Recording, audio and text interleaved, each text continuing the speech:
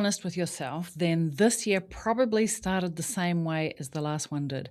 Good intentions, big hopes, and a quiet promise that something will be different this year. Less stress, maybe more control, better results for sure. But intentions alone do not create change in your business. And if nothing changes in how you lead and how you spend your time, then this year will look exactly like last year did. And the top 1% of the Salon CEOs don't wait to see how the year plays out. They don't hope it gets easier, they design it. And so that is the purpose of this episode today. This is about showing you how to start thinking and leading like a CEO and set your year by design. So if you want to play along, this is an episode where you want to grab a pen, maybe a cup of tea, write. We're going to do some writing. Maybe you're going to grab a wine, find a little nook where you can curl up. But if you're driving, listen along, but maybe you'll come back to this. So step number 1 is that we're going to do the salon reset. I think it's really important that we look back before we look forward. And I like a really simple process called stop, start, and continue. Like, what didn't work last year that you want to stop doing? Like, don't do that anymore. And what do you want to start doing this year that you just didn't get to last year and it really is a priority for you? But there's also some good stuff that happened last year that you want to continue and you want to bring into 2026 from last year. So I want to share with you a little bit of mine. So my stop is stop being stuck in operations. We had a change in our leadership team last year, and we're recruiting for an operations manager. And so I've really felt the weight of not having somebody in that role. And I'm really looking forward to getting out of operations. The funny thing is I love being in operations, but I need to step into my role more properly and more clearly with an operations manager in place. And we're in the recruitment phase. So I'm going to stop being the operations manager as well as the CEO, as well as the coach, as well as the podcast person and all of the people. So that's my stop. And my start is that I'm going to start, it's actually a restart, being systems led. I've always been very systematic in my business because personally, I'm not very systematic. I wasn't born that way, but it's been the thing, the scaffolding that's allowed me to prop up and hold the business and for me to grow and scale businesses. And so it's been a couple of years now since we've been focused on systems and holding the team accountable. So we're back to being systems focused this year, digging up some of the old systems that we've forgotten about and haven't kept alive. They've been locked in a drawer, and either reinventing them or just reinstalling them, but holding the team accountable to them. So that's my start for this year. And my continue is building my Salon CEO. It is the operating system for the top 1% of Salon CEOs who want to grow and operate a structured, systematic business that runs without them being in the center of it, just like I had last year. And so it is the software tool that will help you grow your team, be really informed and confident as a CEO in that leadership role. So if you need an operating system, this is the kind of thing. And so I want to continue building that. I'm so excited about that. And our focus this quarter actually is releasing team meetings and releasing the playbook, systems and processes, because they will set you free and you need a place to hold them. So that's what I'm continuing. So if you're on the journey with me, my suggestion is pause me just for a moment, and I want you to look back so you can bring some things forward, stop some things, don't bring those forward, and start some new things. Don't spend too long on it. Don't think too deeply. Just get it done because you can go back and review later. All right, I want to talk next about working on your business and not in your business. And ultimately, the goal here is to do a bit of a time audit. But I want to first talk about working on your business versus in your business. Like, what is that? What is the difference? Because it's really important. And the reason that it's really important is time is money. And I want to just tell you a personal story first where this came to light. Right from the beginning of my business, my salon journey, I had a business coach who told me that he would, at a conference, that he would break both my arms. So when I went back into the salon, I couldn't work in my business. I would just work on my business. And even though that was rather drastic, I always held on to that philosophy and really worked myself out of the daily operations of the business. First, stopped being on the floor. Second, being out of operational. And that's how we grew to, tapping on the door of a $2 million business. And that was quite a few years ago. So That would be more in today's day. And the reason that I tell you that is because every time that I took a day off, a day away from working on clients on the floor, my business grew almost instantaneously and revenue went up. And so obviously I went from 5 days to 4 days, and then 3 days, and then 2 days, and then 1 day, and then half a day, and then actually no days. And that's how we grew and scaled. And I ran and led a team of 30. And at the end, when I sold, I was working in and on the business only 15 hours of the week because I had a great leadership team. There were 4 in the leadership team. And I was not only looking after my 2 young babies at the time, but also started another software company. And so the only way that I could do that and reach the goals that I had was to get a focus on working on the business less than in the business. And often people say to me, well, what is the difference? How do I know I'm doing one or the other? So I want you to do a little bit of an audit. And once I run through what is working in versus on, you're going to go into your calendar and go and have a look and audit your calendar. And I want you to come back and say, I'm this percentage in and this percentage on. So you might be 20% on and 80% in, or you might be 50-50, or you might be 100% on and not in at all.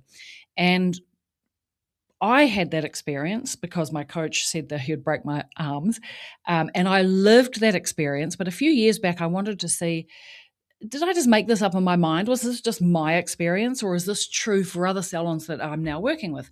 And so because my Salon CEO tracks performance and we can see who's growing where, I went and did an audit on all of the salons that we work with. We work with about 100, somewhere between 100 and 150 salons at a time. And what I discovered was that the more hours that the owner worked in the salon, and I'll go through what that is in a moment. Actually, I tracked it actually just for hours on the floor. So if an owner was 40, 50, or 60 hours on the floor, the average revenue of those salons was $308,000. And then if they only worked between 20 and 40 hours on the floor, the average revenue was $417,000, and so on and so forth, until it got to when it was 10 hours on the floor, it was 500 and something was the average revenue. And then for those business owners that were 0 hours on the floor and 100% of their time working on the business, the average revenue was $758,000. Now, half of those, or a good chunk of those CEOs, were mums. And that meant that they were not on the floor and they were only working half time in and on the business. And so I actually think that revenue number was down, was rounded down because for those that were working full time on the business, not in the business. I'm going to trip myself up there. Their businesses were $1 million plus. So that to me really sort of grounded the idea that if you actually want to grow your business, you need to work on the business, not in your business. All right. And if it's not you, it needs to be somebody else or a business partner or something. So let's just do a quick check-in. What is in and what is on? Okay. So working in the business is working on clients, whether you're a stylist or a therapist, front of house, like reception tasks, rostering, stock takes, ordering, paying bills, managing the day-to-day, one-on-ones, huddles, team meetings, social media, putting out fires. So if you didn't do that role, you would have to pay somebody else. It's a good way to sanity check, like working in the business. But working on the business is strategic planning, what we call game planning, designing systems and processes, building career pathways, reviewing the numbers and profitability, making strategic decisions, creating long-term marketing strategies, not just the short-term, what shall I post today, developing your leadership and management team, installing systems, removing you as the bottleneck, improving client journey, leading, coaching, upskilling your team. That is working on the business. Because if you didn't do it, probably it just doesn't get done, right? So the mindset shift here is that you need to move from in to on. I actually did an exercise, which I won't go into now, but we ran a workshop and we quantified that actually every hour that you work is actually worth about $850. And so if your average client bill is about 100, maybe 150, maybe even 200 if you're super great, Well, that's just the max that you can earn in 1 hour. But if you can spend 1 hour working on your business and it actually turns out to be $850, well, which one would you rather have, 150 or 850? I know which one I'd want. Okay, so what I want you to do now is go and do an audit in your business and come up with a percentage. Are you 20% on, or are you 0% on and 100% in? And that really is an important number and metric. And depending on the stage and phase of business that you're in, then that's going to be a bottleneck for you. I have a workshop called the $1 Million Growth Plan. I'll put the link to it in the show notes of this episode. That will actually walk you through the different stages and phases of business that there are and help you self-assess what stage you're at. Because depending on what stage you're at really depends on what you should be working on, what systems and processes, how much of the balance should be in and on. Because if you're in the operator phase, well, that's different to the manager's phase or the leader phase or even the CEO phase. And so if you want to do that self-assessment, then just search anywhere on my website, on my socials. It's kind of everywhere. It's in the bio on Instagram. It's called the $1 Million Growth Plan. Okay, I'll put the link in the show notes in any case. All right, the next thing I want to do is think about big rocks, pebbles, and sand, and lay down your year. This is where we're going to get the things that need to happen into your calendar, because if you don't have it in your calendar, hey, nothing's going to happen, because in the hair and beauty space, we run by our calendar. We live and die by our calendar. If you don't get it in now, other people's priorities are going to get into your calendar, and then you don't stand a chance to make any shift this year. So I'm going to run through 7 different categories that I want you to lay down in your calendar, and I want you to lay it down on your calendar for the whole year right now. Are you ready? Get a pen and paper, because you can go back to the calendar shortly. But if you're really smart, you'll listen and pause and get it in your calendar now. So number 1 is, actually, these all are what I call big rocks. Now, the purpose of this exercise is you get the big rocks, the big things into your calendar first. So the pebbles and sand, and the pebbles are the daily operational stuff, and sand are like other people's priorities, because you just fit those in around. If you don't prioritize those, other people's priorities and daily operational things will take over your calendar, and you'll never have an opportunity, you'll never have the time to do the big things that actually move the needle. And that's why we're going to lay these down on your calendar now. All right, so number 1 is about you being the Salon CEO. And so this is about your role, your focus, and this is the growth piece, right? This is the working on the business, self-leadership, your personal goals, profit plan, and your budget.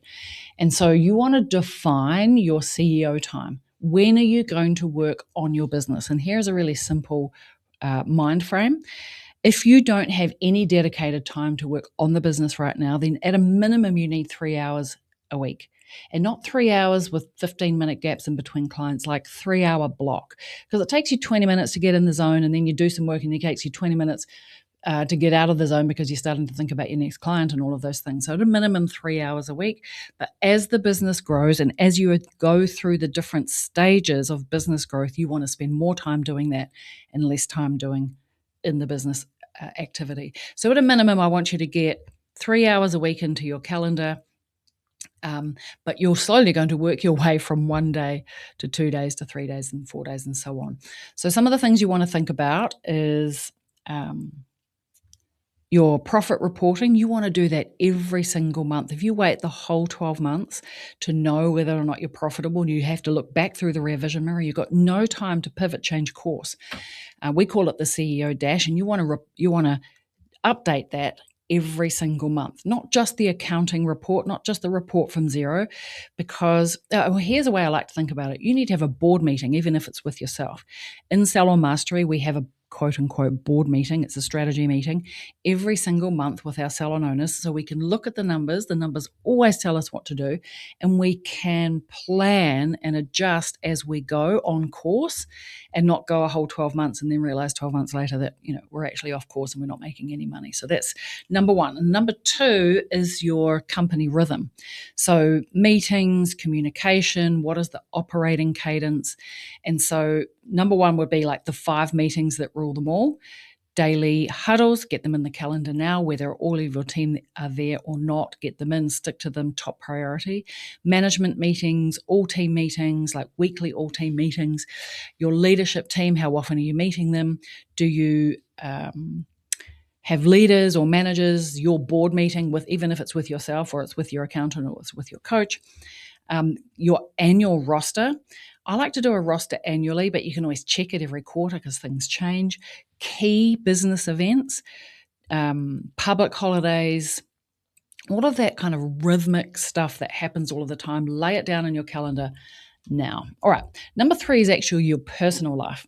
You are the CEO, but if you don't build in your personal life, your work will take over. So design it first. Friends' birthdays, social time, events. Maybe you love to go to concerts.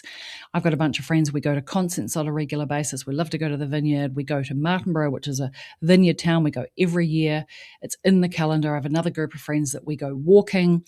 We do a couple of marathons. Hey, I walk a half. I'm not running marathons. But in any case, it's in the calendar. It's already done. Birthday celebration, personal events, personal care, hobbies, well-being. Like, get that stuff into your calendar now. And I think it's really important that you plan in a little bit of what I call CEO thinking time. Now, I'm an active relaxer, and so I don't like to just sit quietly and write. It kind of doesn't work for my brain. So I like to bike, I like to walk, I like to take my caravan somewhere, and even just going on outings with my kids, whether if it's a long weekend, there's always a little bit of quiet time that I can think in between. That is what I call CEO white space, and it's actually a game changer. But, we'll talk about that on another podcast. Life admin. When does your car need a warrant of fitness? When does it need registrations? When does your insurance need to be renewed? Like, get it in your calendar now, because if it's not in your calendar, it's not protected and there's a chance it won't get done. Okay, number 4 is operational foundations. Like, these are the non-negotiables to keep the business going. How often are you going to get a stock take? Get it in your calendar. And if it's not you, it needs to be your manager. It needs to be in her calendar. How often are you checking on budgets and control? Key operational reviews, like, are you doing annual reviews? Do you do quarterly reviews with your team? Get them in the calendar now. How often do you check the numbers, your one-on-ones? What about the legal stuff? When does your lease come up for review? Get it in your calendar now, time to think about it. This will start to form how much time you've got to work in and on the business that's not even getting to clients' time. All right, building a profitable brand. This is about growing revenue intentionally, whether it's attracting clients, retaining clients, and this is your promotional stuff. So for existing clients, you want to think about how often are you going to do internal promotions, upgrades, retention strategies, planned promotions. What about new clients? Clear client attraction strategies. What is your cycle? We do 6-week cycle, promotion cycles in and out, and then we have a 2-week cool down. Brand-led marketing, you want to think about your social media and communication strategy. You don't want to be doing that, what shall I post this week? And what's your growth rhythm? In Salon Mastery, we work with owners on a 2-monthly cycle. So about quarterly planning. It's a pretty normal thing for businesses to do, but we don't go to quarterly planning until you're at the $1 million. When you're pre $1 million, we actually do 2-monthly cycles. And that means we create a strategy plan for 2 months. We have 6 weeks worth of working on your business. What are the things that you need to focus on? What's one thing that's going to make the revenue go up? And what's one thing that you're going to focus on to make the business better, smoother, operate more easily? And we choose 2 focuses and we spend 6 weeks working on those, and we have a 2-week cool down. Often the 2-week cool down is actually just getting things done and finished. Otherwise we over plan.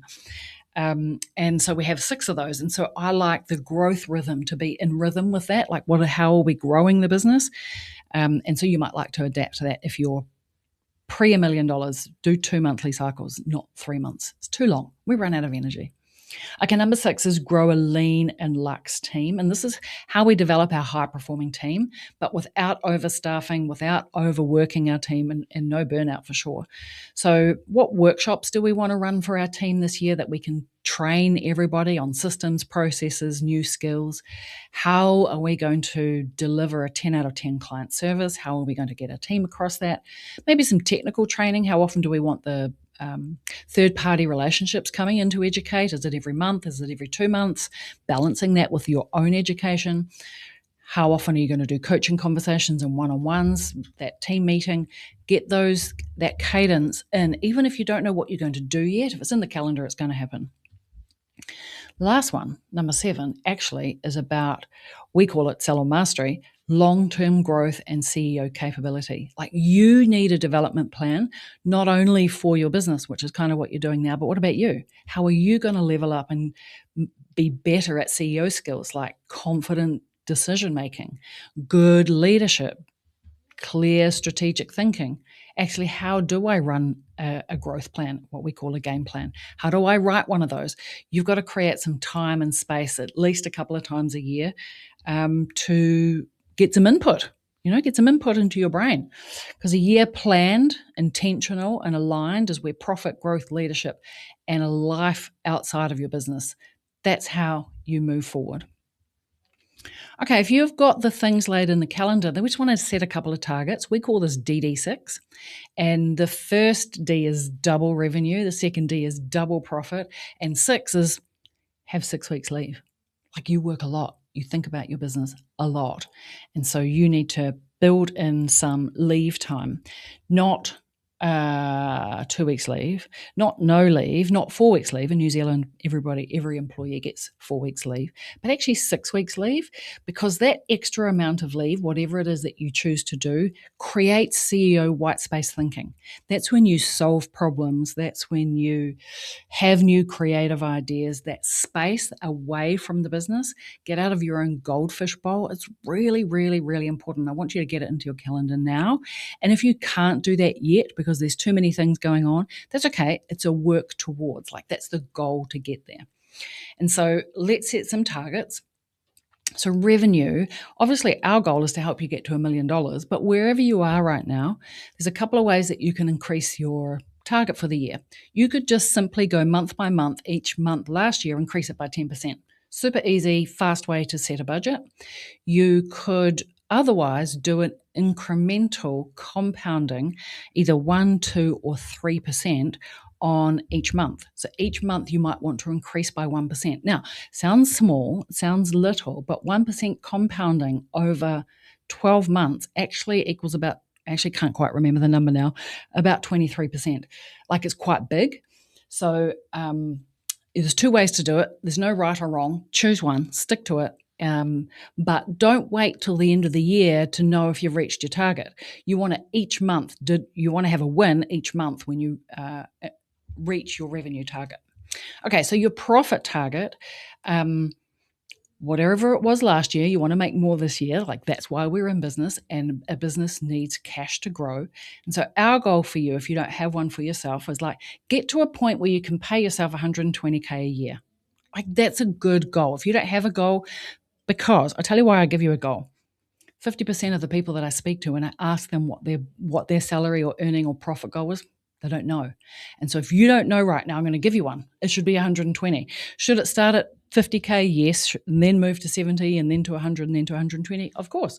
And we have a whole system around managing and planning that. But that should be the goal. And then on top of that, the business needs to be profitable. Like, the goal should be 15% profit. And so you might have a different number. And could it be more than that? 100%. But like, get to 15 before you make it 20. Get to 5 before you make it 10. But 15 should be the long-term goal. $1 million salary, 15% profit. We've talked about the 6 weeks leave. And then the last piece really is like, what is your role and your goal around working in and on the business? And that really depends on what stage of business that you're at and what is the appropriate amount, because you don't want to get off the floor and stop your contribution to income, to revenue, too soon. But you do want to work towards stopping or at least doing less than you are now if you want to grow a profitable and successful business that works without you having to work, 60-hour weeks. Okay, as we work towards wrapping up, then the last piece really, now that you have a target and clear measurable goals on a monthly basis, is I like to have a word for the year. It's kind of cool to have one word that is an overarching theme. Keeps you focused, because the risk that we run now, although not so much because you've laid this down on your calendar, the risk that you run now is you do this and by March we've kind of forgotten what the goals are. Not ideal. So if we have a word, then that keeps us focused all the way through the year. So don't overthink it. A word usually shows up when you just answer one of these questions that I'm going to run you through, and just answer honestly. Don't overthink it. It usually comes to you pretty simply and pretty clearly. So I'm going to give you some words. Okay, so it could be a letting go word, like maybe there's something that you need to release this year. Maybe you're releasing control or guilt or overworking or people pleasing, doing everything yourself. Maybe that's a word you could choose. Maybe you could do a word around that, like ease or boundaries or calm, something like that. Maybe stepping into your next level and you really want to own that stepping into the CEO role. And it could be something like leadership or CEO or authority or ownership. Confidence could even be confidence. My word this year is CEO, because last year I spent way too much time in operational role, just with operational managers in change. And so I'm getting back into my CEO seat this year. So that's my word. Maybe there's a growth or expansion word. Maybe it's something like growth or focus or freedom or momentum. Those are pretty good future focused words. Maybe there's something around your values, how you want to feel, energized, aligned, intentional, grounded, maybe even. And maybe if last year was a bit chaotic or heavy, that would be a good one for you. So CEO is my word, and that doesn't mean working more for me. It means thinking differently, leading more intentionally, making decisions like a CEO, not like an operations manager. And so that's my word. But you want to make it tangible, and I reckon you make your word visible. So in the past, what we've done is actually a bracelet or a necklace or a key ring, or even putting it on your lock screen on your phone, or writing it at the top of your planner, somewhere that you're going to remember it. I even thought about pre-scheduling myself an email every month to send me not only my strategic plan, but what the strategic goals are for the year, like just keeping it front and center. So as we wrap up, all I want you to do now is look at all the things that you've written, identify any patterns that are pulling you off track, or bits that make you feel, that rub just a little bit the wrong way, and set 1 to 3 priorities over the next 30 days, not the whole year, just bring it super close. When you bring a target closer, it's more achievable, and we can win more often. I want you to win every single month. I don't want you to wait 12 months until you win. Okay, one clear next action that's going to go into your calendar this week. So you've got 3 focuses this month. What's one action you're going to take this week? And if you're listening to this and you know that this year cannot be another repeat, January's kickoff of Salon Mastery is starting in the next couple of weeks, end of January. And the first step is to have a strategy call with me. And this is just a bit of a real conversation about your business, where you're at, what needs to change for this year to actually work, because success can't wait another year, right? You can book that call, and I'm going to put the link to find that call. There's a couple of quick questions, then you'll get a shot through to my calendar. I'm going to put the link in the show notes of this episode, but actually, honestly, you can find it anywhere. It's in the bio of Instagram, it's on my website, it's on the Facebook, in the Facebook group, it's in the email. It's in all the places. I would love to talk with you about your business and help you set this year up properly from the start. Okay, otherwise that's a wrap from me, and I'll see you same time, same place on the podcast. See you next week. Ciao for now.